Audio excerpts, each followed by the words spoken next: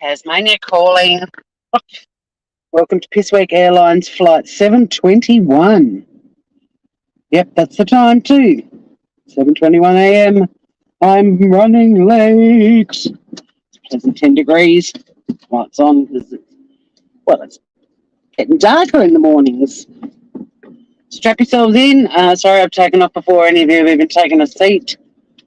Hope you brought your own snacks and drinks. We don't provide such things on Pissweek Airlines. It's Monday morning in Australia.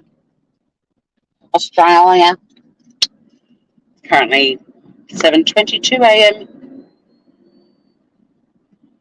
You know when autumn kicks in and the light changes and it starts to get... Oh, that was dramatic. Hang on, Grooves. Oh, to lick the pig. That's... Oh, God. Oh, I'm not sure that's in the best spot, but anyway. Hi, Scout. I miss you, gorgeous. Oh, God. Did you get footage of me licking that? Oh, my God. I haven't done anything. I haven't used that bracket for ages. Oh, God. How are we doing? Oh, we're doing great. We've just been so busy. Like, I've been thinking of all sorts of fun things to do on YouTube and some serious things as well. And I've just been flat out, absolutely flat out. One day you'll all find out why. So, yeah, don't even really know what's going on in the YouTube lands other than the stuff I've learned from the clip channels. So I know... Did you go sideways?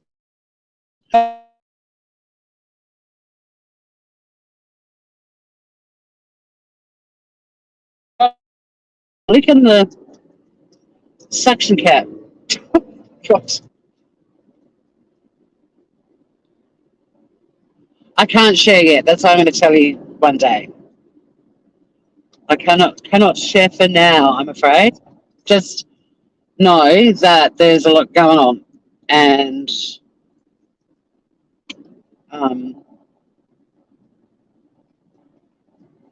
it's taking most of my spare time and attention at the moment. So one day it will all make sense. But yeah, I miss you guys, and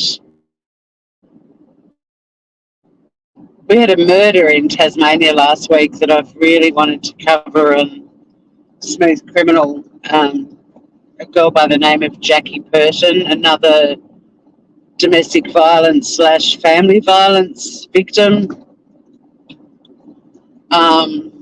Horrible murder. But I also, I mean, you guys know the advocacy I do against family violence anyway, and just a bit of an expose on Australia's dirty little secret, although it's not really a secret. But I'm trying to think of another word so I can call it, dirty little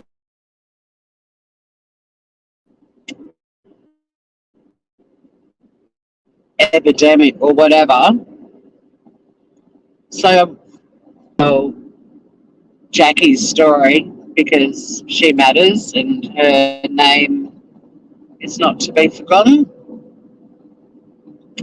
And it happened in Campania, which is only about 20 minutes from here. We've driven through Campania on many lives before, so unlike the death vultures of YouTube, I'm not going to go out to Campania to scope out the property where Jackie lost her life at the hands of a former partner.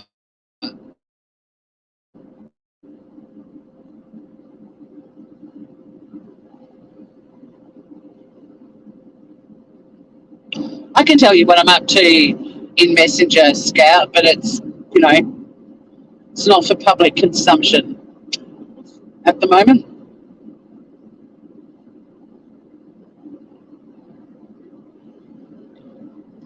Um, so I know that Mallory and Molly Golightly had a massive falling out. Like, that wasn't going to happen. Who would have thought that would happen, right? I I discovered Molly Golightly when she had 3,000 subs. It was the Chris Watts case, and there's two little ducks very close to the side of the road. Well, I mean, they were actually on the side of the road, very close to the road. Heaps of echidnas around at the moment, too.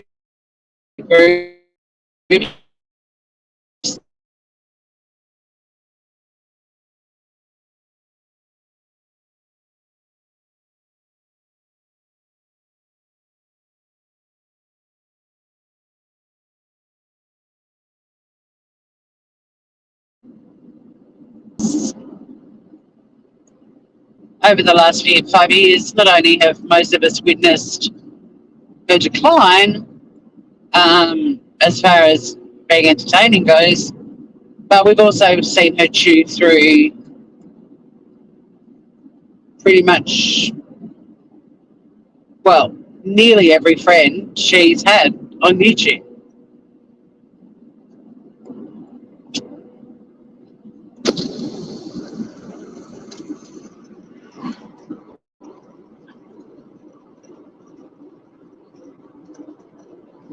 Oh God, you found her in March. I found her in August when the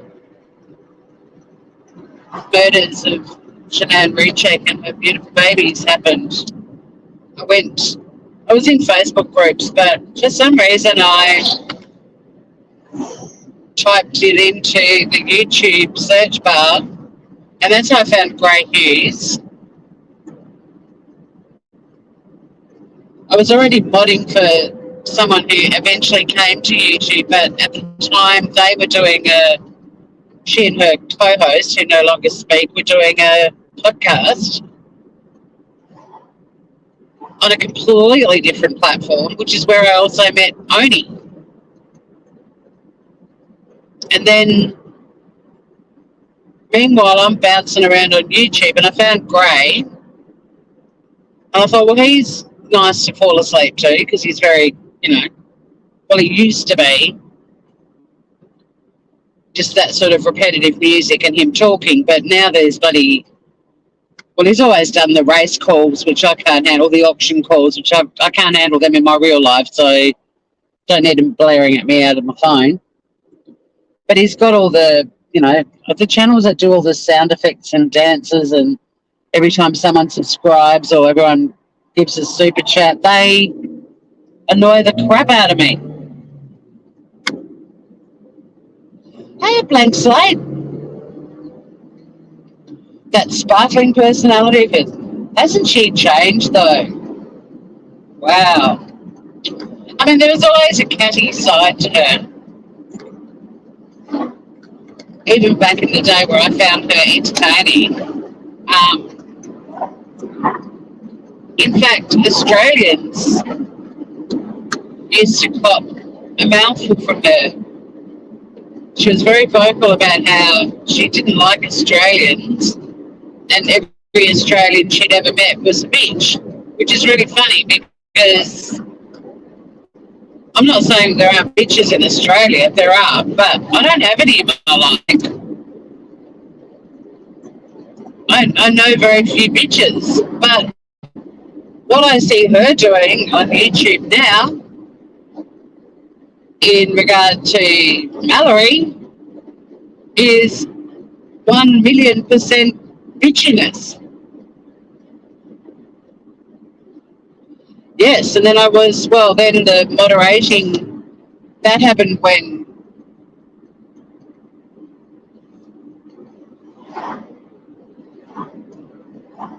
other people started coming over to YouTube. But I'd already found all these channels and was chatting about them to the moderators of our new YouTube channel. Well, not our channel, someone else's channel that we moderated for. And they all went exploring too. And then I realised that my fearless leader at the time wasn't tolerant of anyone enjoying anyone on YouTube that she personally didn't like. Which was quite funny because most of the people she liked I couldn't stand.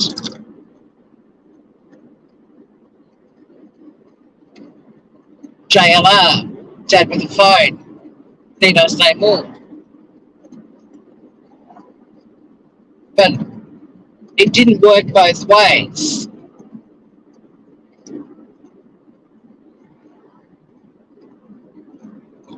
And ultimately it was me giving a creator that she couldn't stand $10 that had me kicked out of the mod group. Which in hindsight was the best $10 I've ever spent in my life. At the time I felt like I was losing a lot of friends and it was very stressful, and one of the ex-mods put all of our private chats out on YouTube for everyone to see. It was not a good time. It was fucking horrible, in fact. The downside of Facebook Messenger back then was I think pretty much all of us had our names, our real names, our full names. And when it comes to doxing, you can't get more doxed than that, really. What's my thumbnail, Scout? I didn't set one. It must be the default one. What is it? Oh my God. Tell me it's not so, that I'm talking about the Idaho murders or something. You still mod for Grey? I put Grey on sometimes to listen, but I'm not really well, at the moment I'm especially not, but most of you know me well. I know that one of the best ways to promote your channel is to, well, not even promote your channel, but just for people to know you exist, is to participate in chats.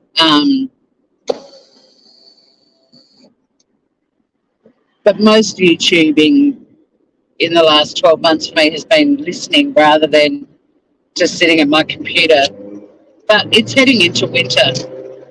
There will be many hours of faffing around on YouTube, I'm sure. Joey Wilson!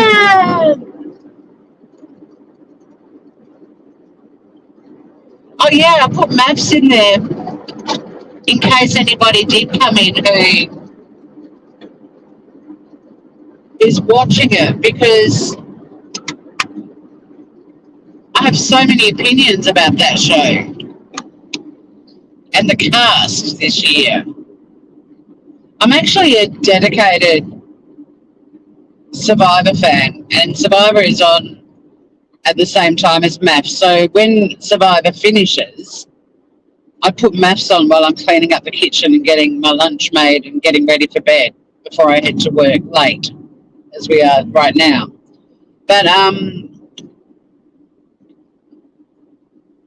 yeah, so I watch a bit of it, and then I put it on again this morning to get the other half of it. And I tweet Survivor, and I also tweet MAFS. Well, a little bit MAFS, not much, because I'm not usually live, but I have things to say.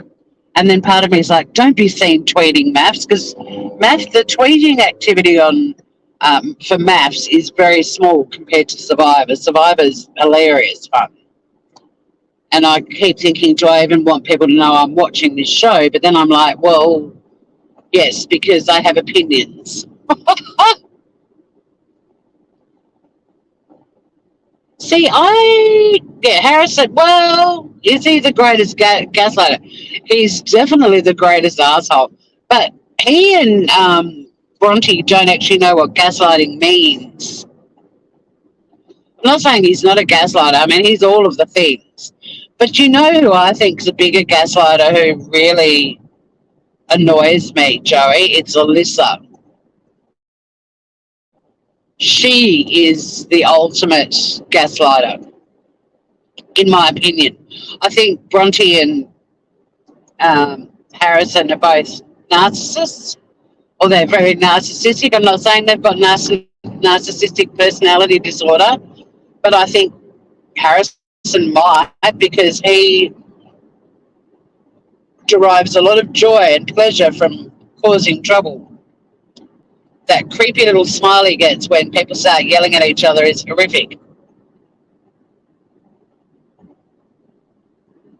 I don't think many of them are looking for spouses. I mean, you've got Cam, who, don't get me wrong, Lyndall annoys the crap out of me.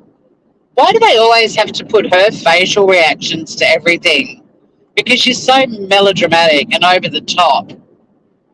It's like, oh, okay, the camera's going to pan over to Lyndall for some ridiculous reaction to a couple talking about stuff that has nothing to do with her, but here we go. And not only that, she has the most bizarre taste in clothing. She's sort of like a pirate slash elf slash peasant girl slash Seinfeld puffy shirt. Oh, yeah, that's the rumor. What was it, Taylor? What the fuck?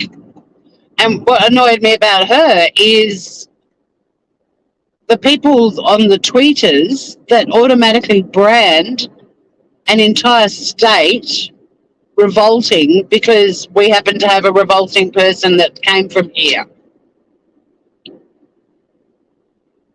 Because it's not lost on me, the irony is not lost on me that at the same time we've got Married at First Sight with Taylor from Tasmania, who is revolting. But I find that generation pretty repugnant anyway, I'm not going to lie.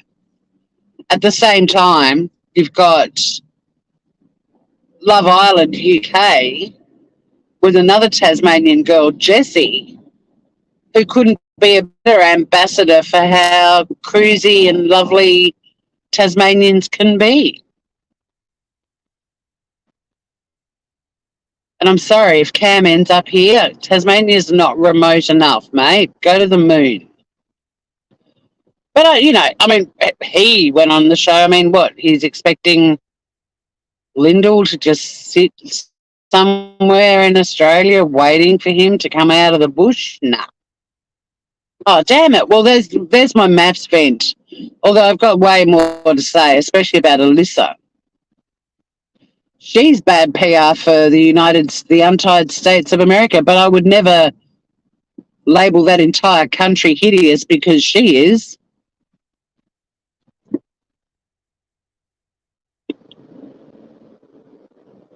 But I know that I think both Survivor Australia and Married at First Sight Australia are now being viewed in other parts of the world because there are people doing call-ins to a recap show, which I actually also have an issue with, that bloody Wilco dude.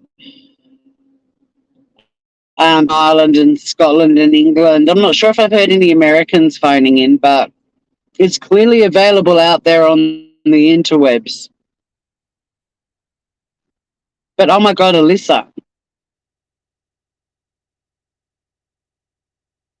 And you look at the cast from day one of that show, and how many really horrible people were cast that it was going to be a friggin' nightmare. I mean, you had Adam the cheater, you had Melissa the friggin' sex fiend, who was blatantly emotionally abusing Josh. The snippets of the show, like my physical and emotional reaction, I've never reacted to a show like that since The Handmaid's Tale. Like it caught me in my feels.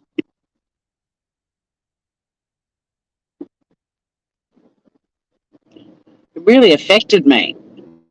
Melissa just screaming at Josh and berating him.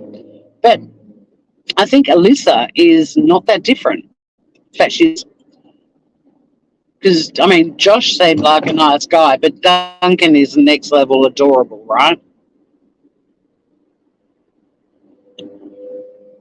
trashy reality, but it warrants critiquing because people flock to these shows in the droves.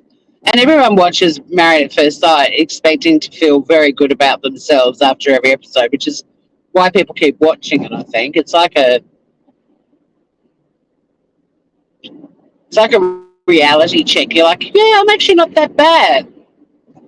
We're talking about a show called Married at First Sight Australia because it's a franchise show now. Um, so the concept is, can't remember how many couples there are. It might be 10 or 12 at the start, and then a few more join as it goes along. But it's all these people who basically sign up to marry someone, and the first time they see them is at the wedding. And there's these so-called experts who pour through 10,000 applications. That's what they told us this year. 10,000 people applied. And this year they have put on to do that show in the first place, but people that are really toxic, emotional abusers, cheats, you name it. Like they, out of 10,000 people, they've cast some of the most revolting. They've cast the sort of people that we spend our lifetime desperately trying to avoid, which has made it unbelievably great train wreck viewing. But it's gone too far this season. Like I said, I feel emotionally abused after watching it. So yeah, they walk down the aisle and the groom turns around and sees the bride or the husband for the first time. Oh, it is some show. We're overwhelmed with reality shows at the moment because Love Island, which is more for the younger folk, the UK season's just been running of that, and then we've had Married at First Sight and Survivor Australia, and now Survivor US is being fast tracked. And not that I've ever watched it, but there's another reality show where people make shit out of Lego that's happening at the moment. We're about to have another season of I'm a Celebrity, Get Me Out of Here. One of the singing shows is happening at the moment. Like, it's just a reality show overload. But as a public defender lawyer, that is precisely the meaningless tripe I need to watch when I get home to wind down after a very intense day. So for me, plus I love Survivor. I've always been a huge fan of that show. All the other little ones are not shows that, if I don't catch an episode, I'm going to fall apart. But I can't but help but follow this current season of Married at First Sight because it has cast. I forgot too, the Tasmanian girl, Taylor. Oh my God. Horrible, vile. But like I was saying, there was a Tasmanian girl in Love Island, UK, who couldn't have been a better ambassador for how, even though she's had a lot of work done, but just how down to earth and cruisy Tasmanians are. But Taylor was this highly strung nurse, which is terrifying because she had absolutely no empathy or compassion. And if she's going to be looking after me in my old age, I'd rather jump off the bridge.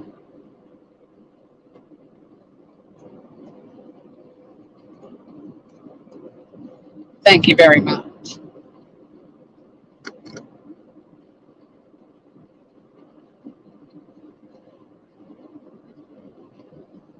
the weather's getting colder too, so that leaving home a little bit later than usual was because I also don't want to get out of bed. If you're going to get in the overtaking lane, lady, the idea is to actually overtake. Um, yeah, good on you, mate.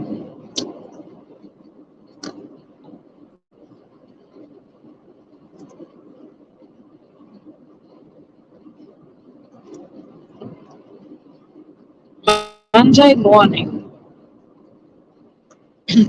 Monday-itis is not fun.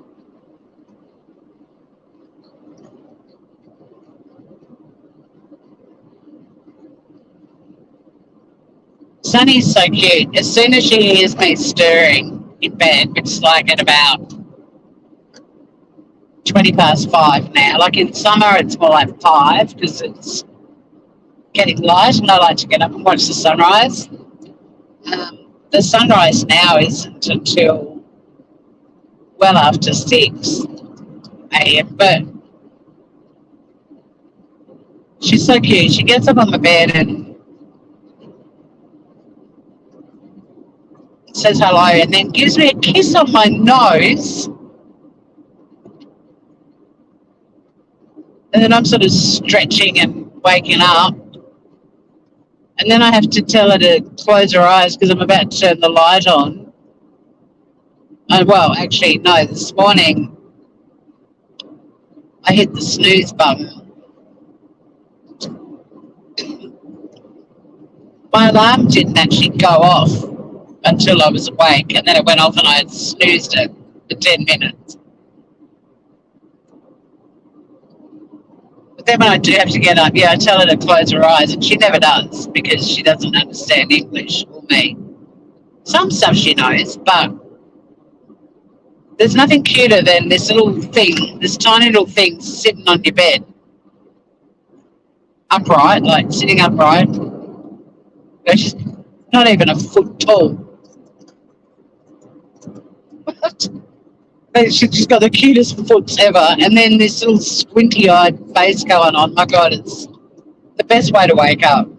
She makes me laugh.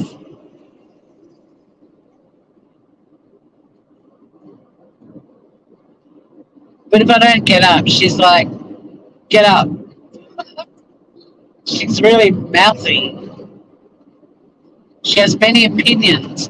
So I get up and feed her breakfast. And, I mean, if it's the weekend and I don't have anything on, which is rare at the moment, but sometimes I'll make a cup of tea and I go back to bed and she'll come in and she loves a weekend sleep in. But if I start making a cuppa, she knows that, well, once I've made it, I don't head back to bed. She's like, oh, shit, she's going to work today.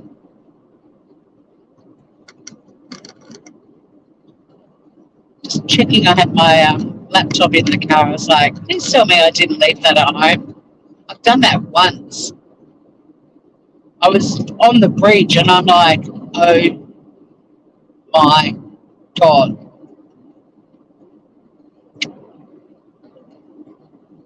So I turned around and pulled over and I sent the work chat bubble a message saying, I'm heading home to fetch my laptop. And the message came back straight away, just work from home today because it's a waste of time you driving all the way back to get your computer and then coming back in. You should do that more often.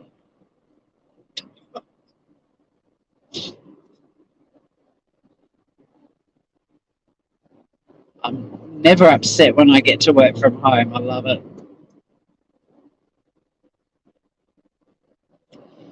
Oh, on MAFS, there's a variety of ages. Weirdly, this season, the youngest couple, Tani and Ollie, who I haven't mentioned yet because they're just gorgeous, they've probably got the best relationship out of everyone. And I'm not sure, I don't think they're late teens. I think they must be like 20 and 21 or something. But they're the babies of the show and they are absolutely gorgeous.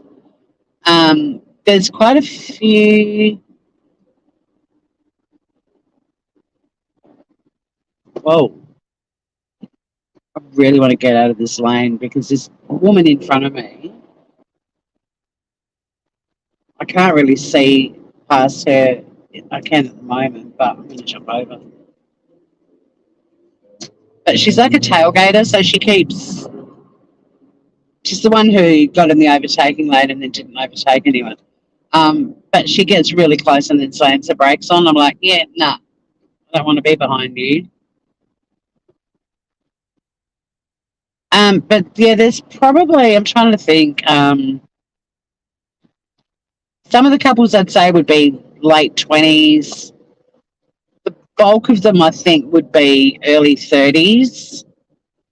But then there's always the token older couple or couples that are more around 40s.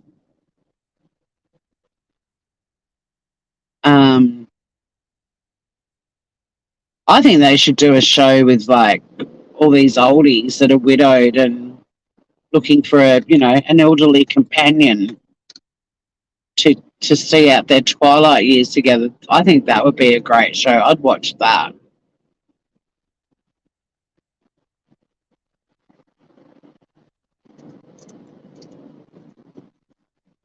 If I do it too often, what?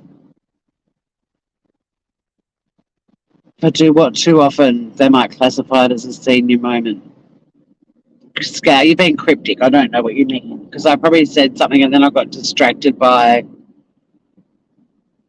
tailgating, brake slamming lady.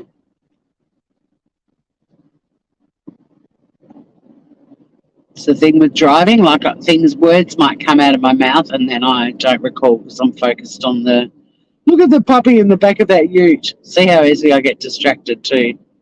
No, I love Labradors and I love Golden Retrievers. Their faces, oh my God. Oh, what I just called a ute, you guys would call a truck. Right-hand lane. There's a puppy in the back seat having well, it's not a puppy, it's an adult dog, but it looks young, but it's having the best time riding around in the back of the ute. Yeah, so what you guys call trucks, we call utes.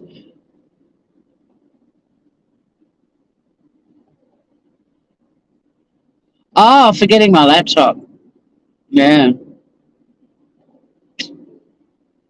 Every Sunday now I remind myself and I put my little work suitcase next to the door. Don't leave without it. It's quite funny, the tailgating, brake slamming, not overtaking lady back there in the orange car, the way her letters are on her license plate, it looks like it spells fake. It's kind of funny.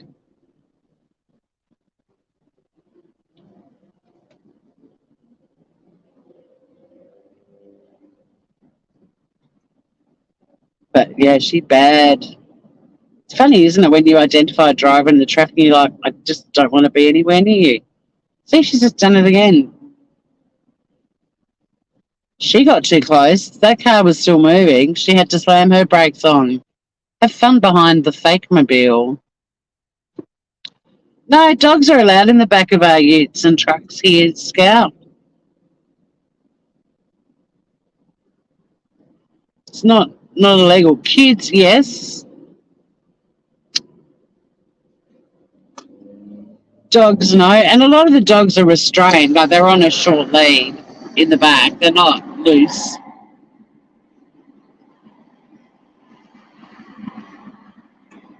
But also, I mean, Tasmania, as you know, we've driven through rural areas to get to town. There's a lot of farmers and peeps on the road. But yeah, we're allowed to have our puppies in the back.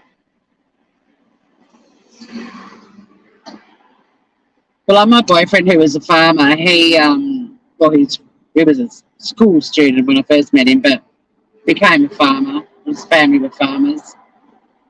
He had like a lead in the back that was only like a metre long, but it was actually fixed to a bolt in the back of the ute. So he'd, yeah, they are restrained sometimes. Sometimes they're not, but puppies have fun here. They get to cruise around, check out all the other dogs in the back of trucks. Mind you, that's the only one I've seen this morning. And I've got a truck right in front of me and one to the right of me, and they don't have their floofs. There goes another one. No floof in the back of that one either. Oh, tell you more about MAFS.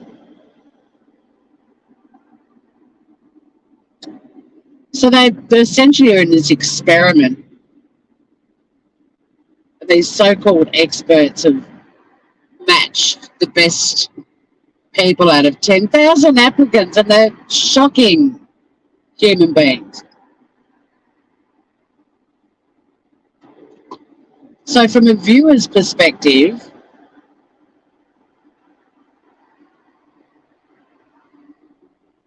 it's just a great show to make you feel like you're doing okay in the world. Moody Mary, hello.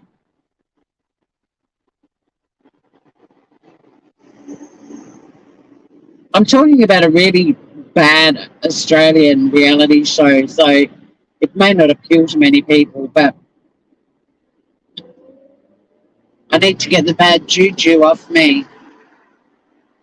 Yeah, so this year they've got to obviously cast interesting people, but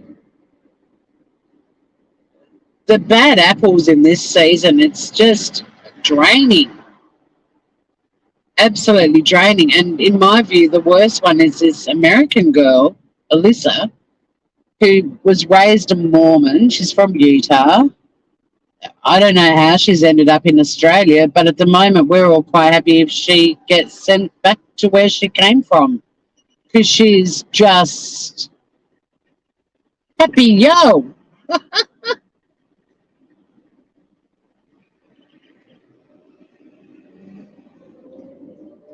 I like that. I'm going to say it to my workmates today. Happy, yo? You're happy? But yeah, Alyssa got paired with this guy called Duncan,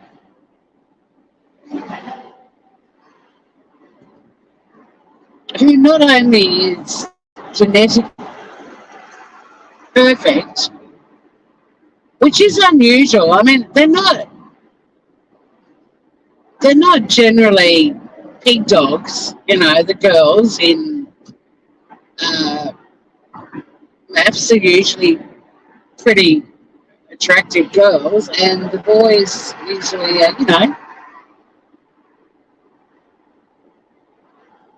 they're not your Calvin Klein models, but they're not usually offensive to the eye. But Duncan is, well, he's smoking hot. Let's not beat around the bush.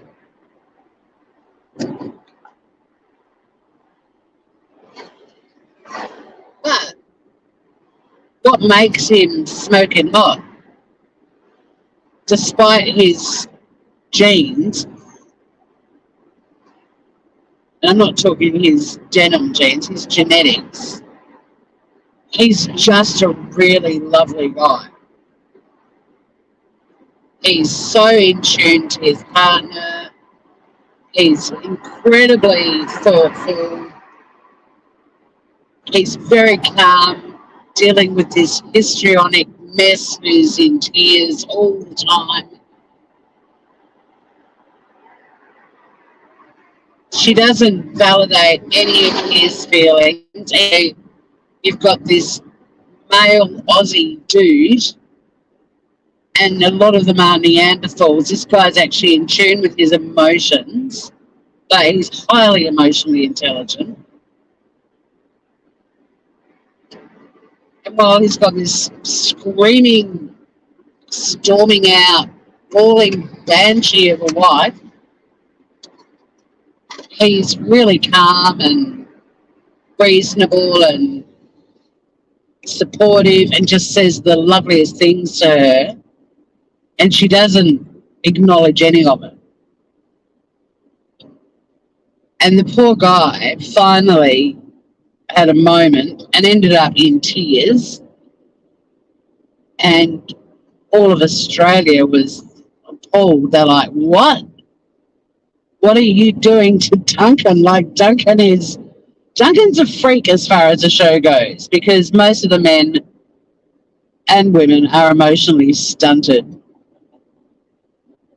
So everyone that's watching the show, male or female, we all love Duncan because Duncan's just the bomb. He's beautiful inside and out.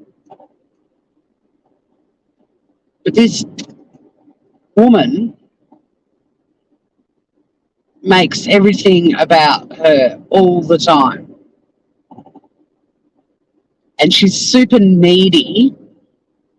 He was playing tennis with the guys. They went to a weekend retreat together, and he was gone for a couple of hours, and she knew where he was, and she lost her shit because he hadn't checked in on her or broken away from the tennis game to go and see how she was doing, even though all the girls were eating cheese and bickies and drinking wine and apparently having a great time without their partners. I mean, come on, let's be honest. Is it not delightful when you're like, oh my God, I've got a few hours without them? Woo! Nudie dance. I'm getting naked and running around the house. That's why I like dating surfers. They're gone for hours, days even. But so very needy, and he didn't check in on her. But now she's furious because she wants space and time out from him. And this is what made him end up crying, because he's just at a loss at what to do. Yeah, she's screaming at him that she needs space. And then he actually said to her, I'm fine if you need space, like, how long do you need? And she's like, I don't know how long I need. I might need an hour. I might need a day. I might need a week. And then he said, well, what do you want me to do while you're having space? And she's just sitting there saying nothing. And he said, no, seriously, like, do you want me just to sit here and wait for you? And she said, yes. What in the fuck? So Duncan ends up confessing to the panel of experts last night and all the other participants that he'd ended up in tears. He actually said he felt more rejected and abandoned in this relationship than in any other relationship he's ever been in, which is why Australia lost their shit. Well, the audience, in any event. And Alyssa got stuck into him that he hadn't told her that he'd had a moment and had ended up crying, and then made it all about her. Would I marry Duncan? You bet I would. Yes, animals are allowed to be needy. We actually need them to need us too. Oh, great. Am I going to be blocking a major intersection? No, thank God.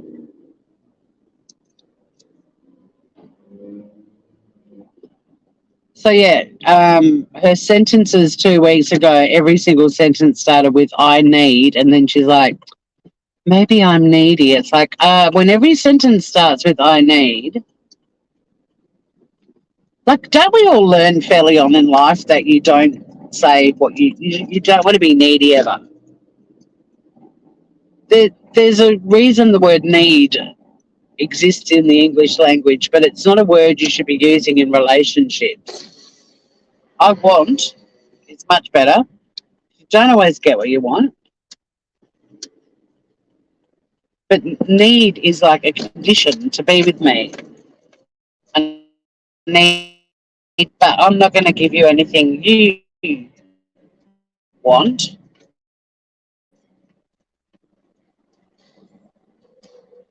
In return. She's horrible. She's absolutely horrible.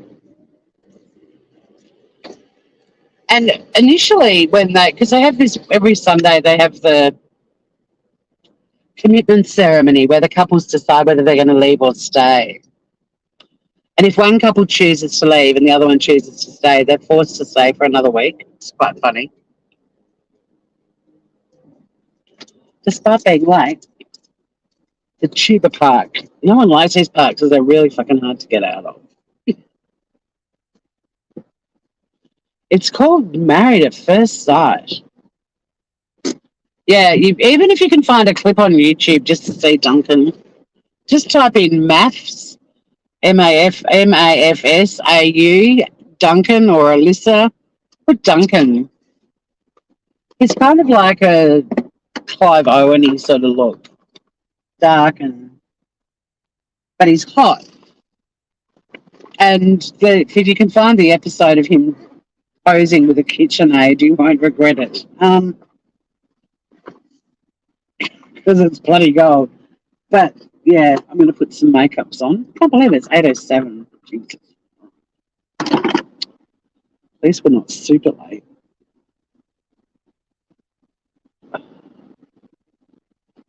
The thing that sucks about working on Friday is I know what my day is like today before I even get to work, and it's a shocker.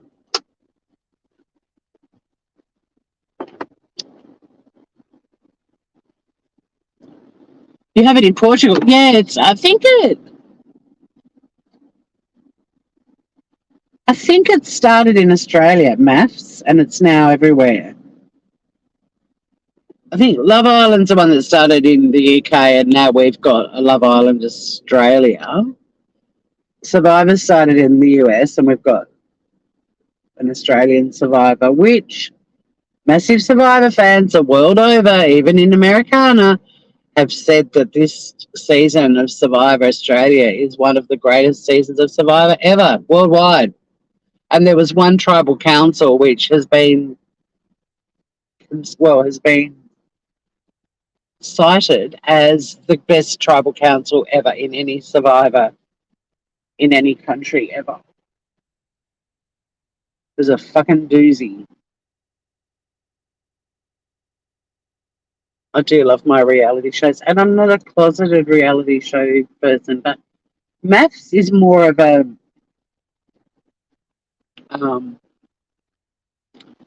it's not a I don't if I miss an episode of Maths I'm not going to cry, but I will catch up on it because it's just, you know, it's one of those shows that makes you realize that as far as how you're existing on the planet and treating other people, you're actually doing okay. It's good for your morale.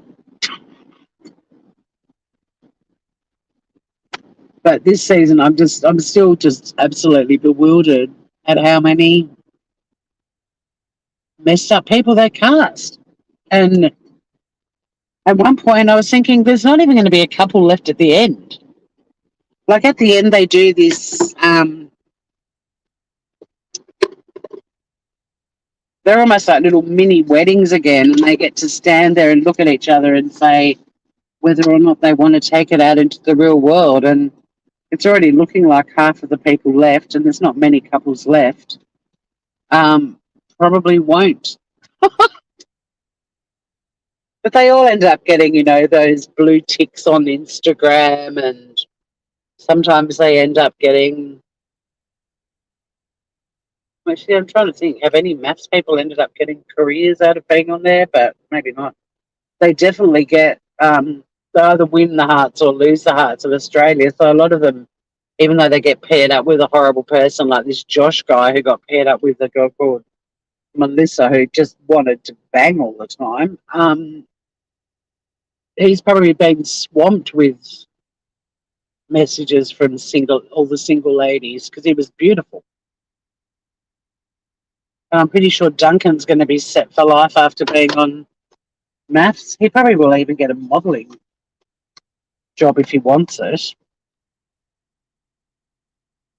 But yeah, I can't imagine he's not going to get swamped with attention. And I mean, look, he could be the most average-looking guy on the planet. Everyone would still be madly in love with him because he's just so emotionally intelligent, and it's really sexy. I'm putting my makeup on in a rapid fashion. But yeah, Alyssa is, oh God. When Joey popped in before, like there are some gaslighters in the show. There's no doubt about it. Although two of another gaslighting couple, Harrison and Bronte, they constantly accuse each other of gaslighting, but it's not actually appropriate when they use that word. But they are both really good at gaslighting each other. It's kind of funny. And to be honest, I'm a bit sick of them saying the word gaslighting. It's like this new word that all the young folk are using, and they're not really getting what it means, even though they're quite good at doing it themselves. I just think dating and everything, this younger generation, it's just a fucking nightmare. You're just one foot out of place and you're, the worst person ever. They've got all these keywords that they use, and sometimes human beings are just not reasonable, and sometimes they just say or do dumb shit. But then to be sort of labelled, this young generation, they're just so hell bent on labelling. They label themselves, and they spend years pondering all the labels that they want to apply to themselves, and who or what they're going to identify as, and what pronouns they're going to use. But then they label everyone around them too. Everything's got to be categorized. It's fucking boring. Like, the world is an imperfect place, and so are human beings. Now, if it's a repeated pattern of behaviour over an extended period of time, then yeah, maybe sometimes labels and professional diagnoses need to come into place. But to learn and grow, you're not going to if you just get some stinging label thrown at you. Like, you need to actually discuss that pattern of behaviour and look at other ways to approach things and try something different. Don't fall back into the same pattern again. But if you've got a partner who, the second you open your mouth, they're just like, you're gaslighting me again, it just ends the conversation. You can't move forward. People get upset and defensive, and they just feel bruised and battered, and it's exhausting for them, but it's fucking exhausting to watch too. And yet it's, one of the best rated shows in Australia. And I think it's because we're all flocking there to just make ourselves feel better about our own failings. That's all I can put it down to. All right, I've got my glasses for today. Let's have a bit of a chat. Still got 15 minutes. Don't lose your ticket. Thank you for indulging me while I put my makeup on. I'm going to need a jacket today. It's freaking cold today. Winter is coming. Although my friend who lives in San Diego said they're still having really shit weather. And I sort of naively thought San Diego was a bit of an endless summer place, But they're having a shitty time. So much rainfall, and Ange was like up in the middle of the night at 3 a.m. the other morning, pumping out the pool because it was raining so much. And if they don't do it, they wake up to like a massive flood, in their backyard. And the wind and everything as well. Like, she sent me photos of the palm trees in her street and in her garden, and they were all on bloody right angles. It was fucking awful. Hi, Emily.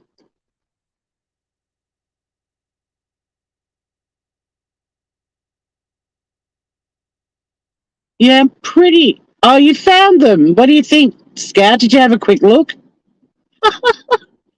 Yeah, I'm pretty sure MAFSAU, because I know that Mel, who's one of the experts, she's one of the experts in the UK version too. Like, I'm pretty sure it started here, but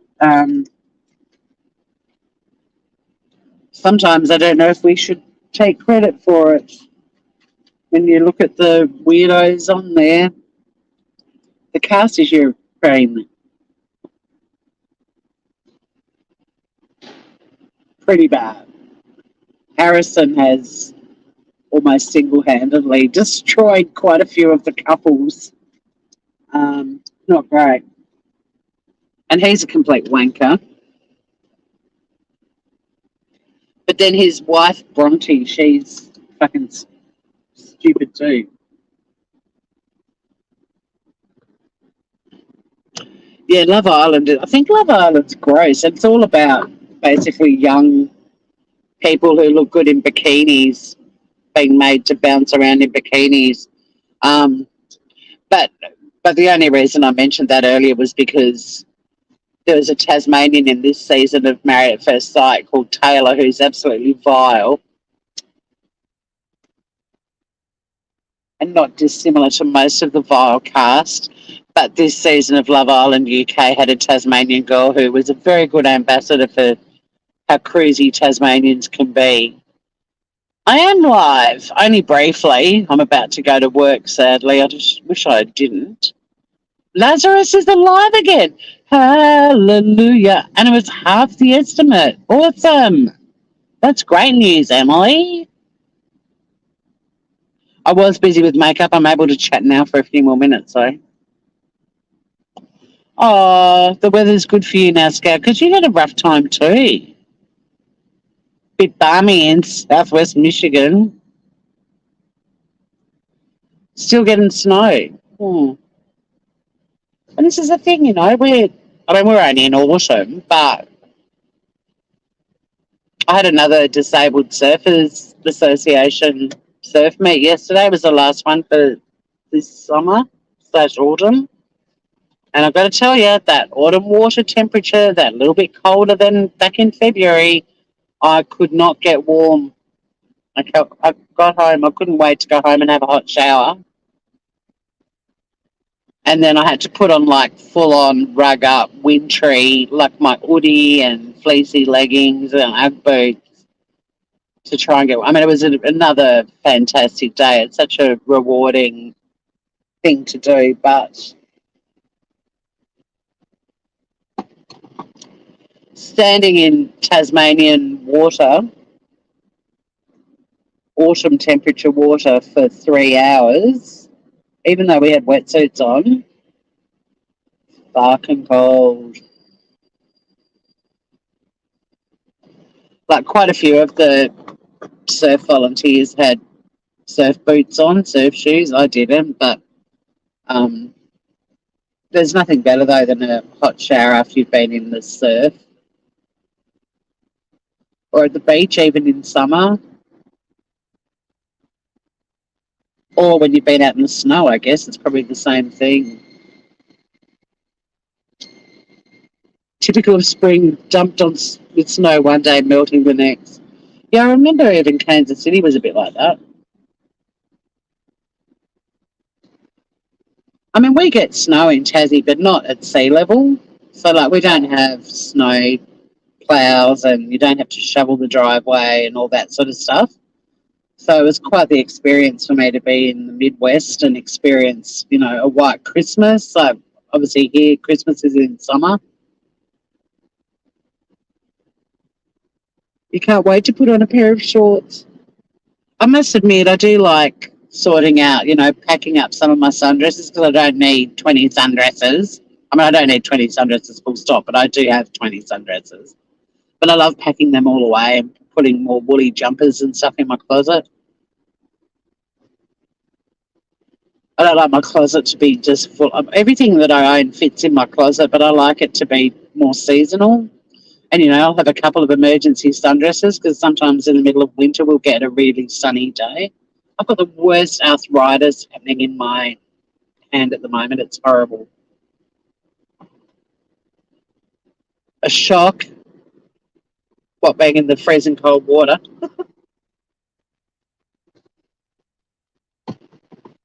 It's worth it to see the smiles on these kids and young adults' faces, just the experience of being on a board and catching a wave is it's worth it.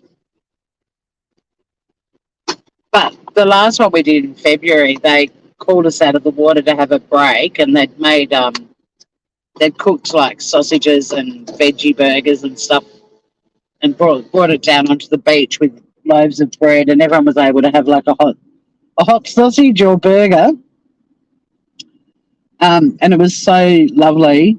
Like it came down, they came down with them right when we needed something to warm us up. But this time they came down to the beach and we were all still in the water. And then the corridor that I was in, we kept being asked to help another corridor, even though they had twice as many people as us. And so we missed out, and we were like watching all the other corridors going up and having hot sausages. And when we finally were given the break to go up and get it, one of the corridors said, "Oh, we need some of you guys to help again." And we were all just like, "Nah, you don't. You've got twice as many people. You've all had a hot sausage. We still have not. Too bad. We'll be back to help you in 5 minutes, but we're having a food break." And then we got up onto the beach and, the sort of tray of food wasn't as hot as when it was first brought down, but no one was complaining about that. But the land volunteers were telling us we needed to get back in the water ASAP because one of the corridors needed more people. And we were like, this is what we get for volunteering is lunch. So do you mind? It had a slightly different vibe to it this month compared to the previous month, but it was still wonderful. But we all got pretty feisty about, just because the water was that little bit colder, everyone was hanging out for their hot lunch, Anyway, it was a good day. With this hot shower at the end of it was even better. All right, I better get into the offers. Thank you so much for about to go in, Scott. Good to see you, mate. Well, it's part of the thing. I mean, it was nice of us to stand in freezing cold water for 3 hours, too. But we're all volunteering, but yeah, when we finally got a chance to have it, the land crew were telling us to get back in the water, and we're like, no, we're cold, we're hungry, we need sustenance. We're all getting faint. I mean, we're getting hypothermia, we need our hot sausage. Are there any videos of... Oh, I don't go on the board. What they do, I'll just quickly explain it and then I've got to go. So what we do is they're disabled surfers. So they come down, all the surfers, like we're all in wetsuits and rashies, like volunteer rashies, blue ones, and we form corridors. So there's 2 lines of people about 2-3 meters apart, and then depending on the disabled surfer, some of them are actually able to stand up on the board. It's amazing. Hey, cement shoes. But others, they can sit or they can even lie down. We've got like little beanbaggy things that are custom made so they can support their necks and shoulders and heads. And then there's someone that gets on the back of the board. They're quite big boards, like they're bigger than a usual surfboard. And someone lies on the back and they're sort of like ballast and they can also steer the board. And then there are people around the kid on the board and they catch the wave comes in and they push the board and the board goes down the corridor of people, like in the middle of us. So we're all standing on either side. So if they come off, and a few of them do come off, we're there to catch them and put them back up on the board. So that's basically how it works. So yeah, we don't actually do any surfing. The disabled surfers are the ones that get to surf. It's an amazing thing to do because just that feeling of being on a board when it's on a wave, it's such a rush. And the kids absolutely love it. And like I said, I mean, there's young adults. So there's even adults. They're not all little. But it was the last surf meet for this summer, and then we'll be doing it again next year. But really lovely day. But standing in freezing cold water for 3 hours and wanting to come out to have a little barbecue lunch and being told to get back in the water, we were like, nah. We're having a 5-minute break. So, yes, it is lovely of them to bring the food down, but they brought it down and pretty much said, have a look at it, but you can't eat it. You got to get back in the water. We were like, no, we're getting hypothermia. So give us a few minutes just to eat our lunch and we'll go back in, which we all did. Sausage wars. All right, lovelies, I'm out of here. I hope you all have lovely days or evenings wherever you are. Thank you all for popping in. And yeah, hopefully now the weather's getting colder, but there is something going on in my life at the moment that's taking a bit more time than I was hoping. But when that is sorted out, I shall be hopefully back on YouTube a bit more often. But have a groovy day, everyone, and look after each other. And I'll see you all again very soon. I'm needed and loved, Tori. So are you, Emily, and so is everyone in the chat. And thanks to everyone who popped in.